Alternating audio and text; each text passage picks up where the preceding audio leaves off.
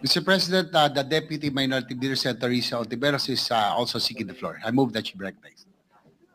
Senator Ontiveros is recognized. Incoming. Former.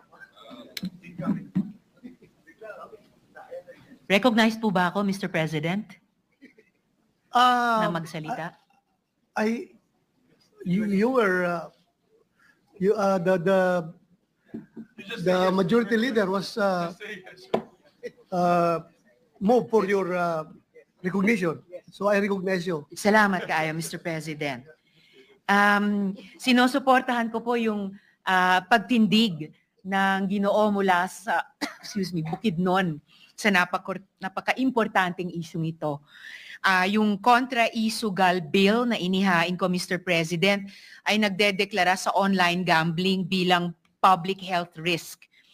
Yung mga highlights nito ay kasama yung pag-restrict ng access sa mga individual edad 21 at mas matanda at may striktong age verification at pagbawal din ng direct linking niyang online gambling platforms sa mga electronic wallets at super apps na pinagbabawal din na mag-advertising tungkol sa online gambling. At speaking of e-wallets at super apps, Mr. President, Ginoo mula sa Bukidnon, hindi ko rin maintindihan bakit hanggang ngayon tahimik itong mga entity na ito sa gitna ng kontrobersiya tungkol sa online gambling. Hindi talaga nakatulong na hindi binanggit ni Presidente ang online gambling sa kanilang SONA. Yung panukalang batas na inihain ko po ay nagmamandato ng isang National Online Gambling Self-Exclusion Registry at pinapayagan ang mga family members na mag-initiate ng player bans.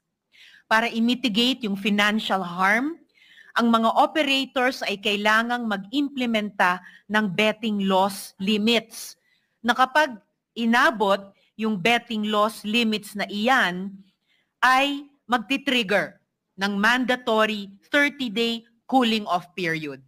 Dagdag dyan, itong kontra-isugal bill ko ay nag-i-impose ng sweeping ban sa online gambling advertising sa public spaces, sa traditional media ng TV, radyo at print, at sa digital platforms, kasama ng absolute prohibition sa sponsorship sa iba't ibang events. Ang isang 10% harm mitigation